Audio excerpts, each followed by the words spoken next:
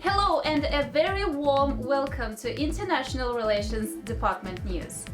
NATO Secretary General urged to update the strategy of the alliance to contain Russia. Secretary General Jens Stoltenberg announced the need to adopt in 2021 a new strategic concept for the alliance aimed at containing Russia and China, reported by TASS.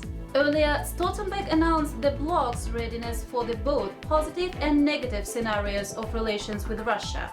The alliance is ready for both cooperation and confrontation with the Russian state. In his opinion, the dialogue with Russia in NATO should be tough, sending clean signals, and the opportunity for cooperation, important contacts and relations must be maintained even if the member countries of the bloc do not see the relations with Moscow can be significantly improved. The new United Kingdom immigration system came into force on 1st of January 2021, following the end of the Brexit transition period. Thus, European Union, European Economic Area and the Swiss citizens cannot work without a visa in the United Kingdom as before. The new system allows only Irish citizens to work without a visa. According to the new system, foreigners in the United Kingdom will be able to work only if they score 70 points, among which 40 points for an approved offer from an employer, 10 for knowledge of the English language, 20 for a salary of £25,600 per year. The Interior Minister noted that immigration on a work visa will not be available to such professions as cleaners, salesmen, drivers, nurses, and construction workers. In a word, low-skilled workers. The provisions of the new system also opened access to the citizens of our country. For example, there are no restrictions on the number of international students who will come to the UK to study. Thus, students who have received a diploma under the new system will be able to stay in the United Kingdom for up to 2 years, and those who have received a doctorate up to 3. The main goal of the new system is to attract the best workers from all over the world to the country, increasing the level of foreign labor. On top of this, today we are going to discuss global trend in pre- and post-pandemic migration. Serious divisions are taking place in the European Union over a new immigration pact. Refugees in Europe. What is the state of refugee camps in Europe during a pandemic? Migration has now become an essential, unavoidable, and a potentially useful component of the socio-economic life of all countries and regions. Personally, why did more than 10,000 specialists leave Kazakhstan in 2020? By now, Azat Abdikamal, Julduz Kayıpcan, and Zarina Zhakanova have the latest. According to the United Nations Development Programme report, the number of internally displaced persons has increased to 79 million in the past 10 years, but the pandemic has dramatically changed the course of migration, affecting not only the migrants themselves, but also the Economic Development Organization for Economic Cooperation and Development host countries. Whatever the case may be, before the pandemic, migration was a major trend in world processes. However, according to preliminary data, the inflow of migrants in the first 6 months of 2020 was cut in half the same period last year. According to the United Nations, the number of migrants in the world increased markedly in the middle of 2019 to 272 million from 153 million. Furthermore, importantly, in major host countries, after a large-scale COVID-19 epidemic, the population has been dramatically reduced, with displaced persons having to return to their home countries or relocate to other governments. Unemployment and the lack of conditions for survival during the pandemic contributed to this. Back to September 2020, the Central European Quartet, Poland, Hungary, Slovakia and the Czech Republic have again blocked the European Union's common immigration strategy, which is being actively pushed by German Chancellor Angela Merkel. The multi-page document called the New Pact on Migration and Asylum was also not liked by many other European Union countries. The four Mediterranean states, Italy, Greece, Malta and Cyprus, which are the first to face immigration waves from North Africa and the Middle East, fear that they will still have to bear the brunt of accepting refugees. At the same time, a new immigration pact claims that border control will be tightened, the deadline for processing asylum application will be shortened, and the process of deporting uninvited guests who find themselves in a pan-European house will be accelerated.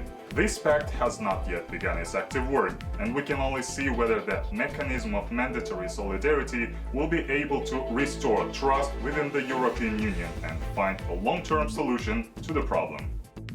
The war in Syria has been going on for several years, and in this regard, the flow of migrants from this country to Europe is constantly increasing.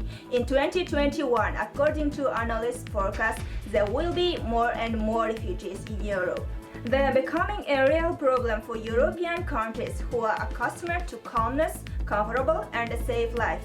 During the coronavirus pandemic, the number of refugees trying to enter Europe has increased significantly. At the same time, the European Union countries are still not ready to receive migrants.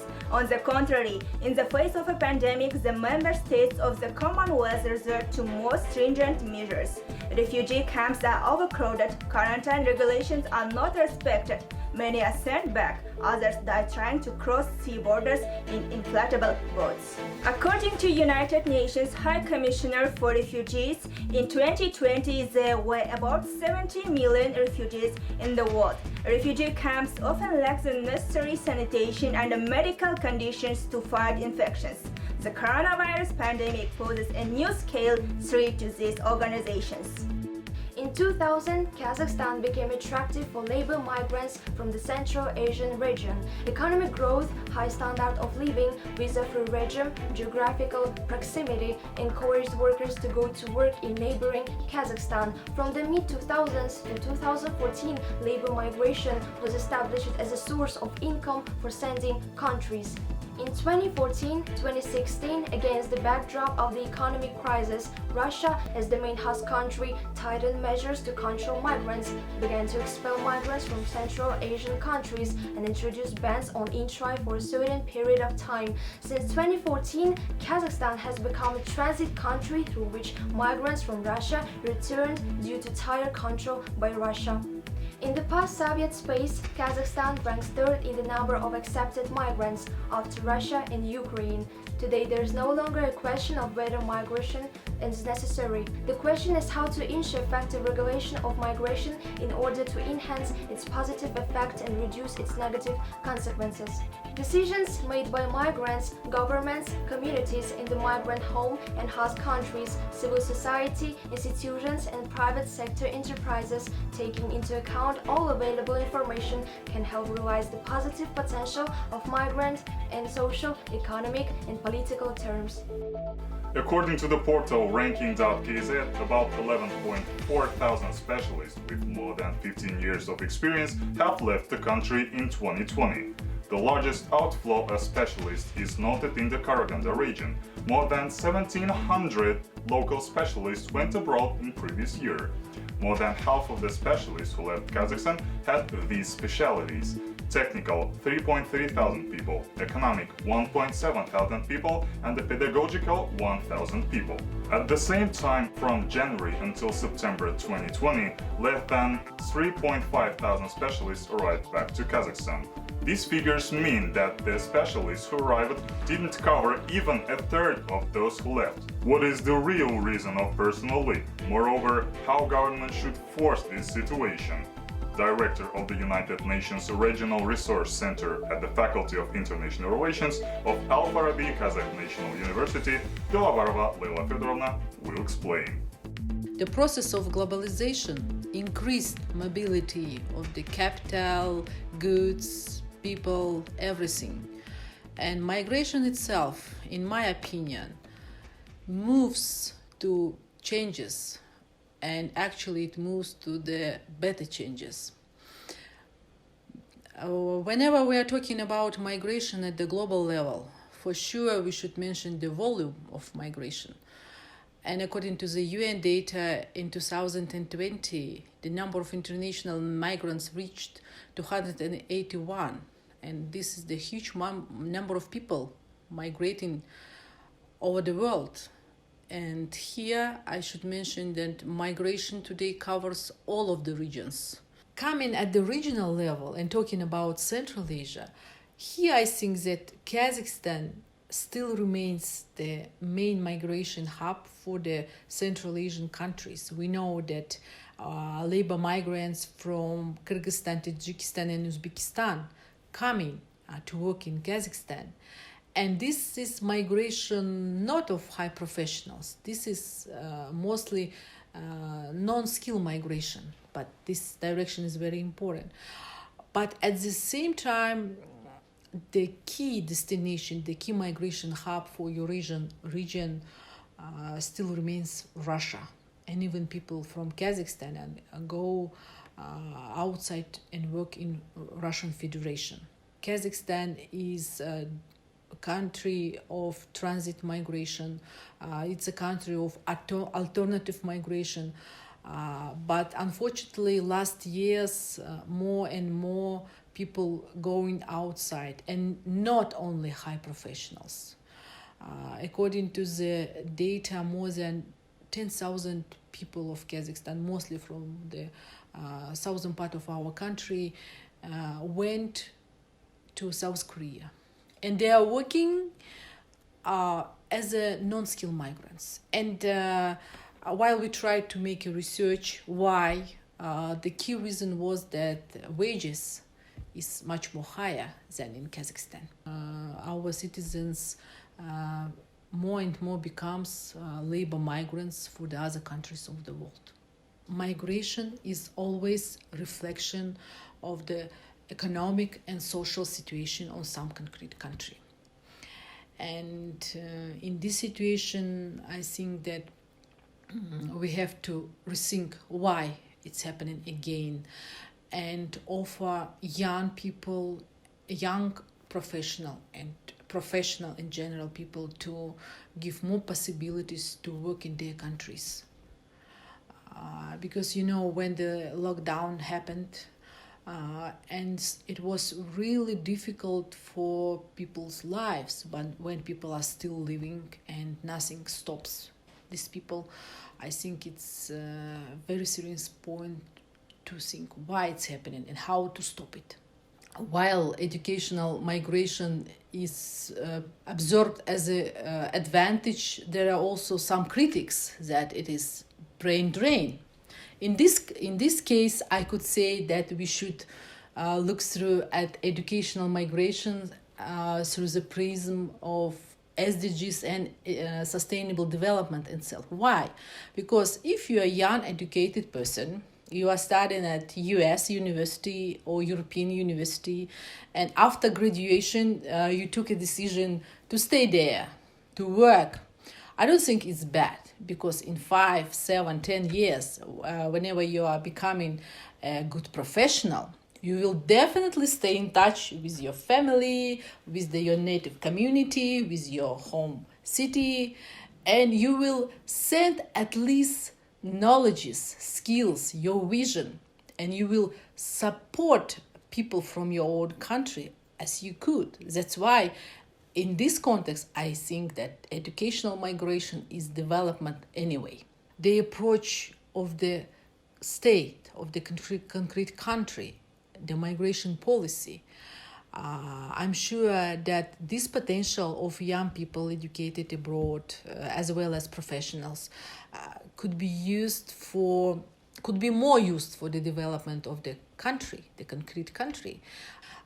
If the country will offer the program how young professionals who are living abroad could contribute to the country. If it could be some flexible programs, some bridges between these young professionals which were educated abroad and successfully working there, how they could be integrated into the concrete national scientific infrastructure, how they could be invited as visiting professors, as research fellows, how they could organize different meetings, events with the younger community, and explain them all of these advantages and maybe some weak points. I think it's very important. So to summarize the question about approaches to the much more effective migration management at all levels, what I think the global, regional and national community should do is try to integrate all of the collaborations and include important participants of the migration process. Number one, migrants itself, all of their rights and duties. Number two, national structures, I mean national institutions. And for sure we know about the role of the NGOs and all of the organizations which are working on migration. And at the many cases, what I want to mention that some private enterprises, companies, do also contribute to this migration management process, and it could be much more effective for them as well. And talking about this aspect in general, one important point is always missing. It's studies, migration studies. In Kazakhstan, we have colleagues who are working on migration issues, different aspects on it, labor migration, educational migration, refugees. But unfortunately, we don't have some migration studies hub or center which could gather together all of us, where we could work much more effective and we could produce very interesting studies on different aspects of migration which are relevant for Kazakhstan, first of all, for the region of Central Asia, and could give some interesting initiatives for the world community, because the case of Kazakhstan is very interesting and I think it's unique. Well, that's all for today. Don't forget to subscribe and hit the like button. See you next week.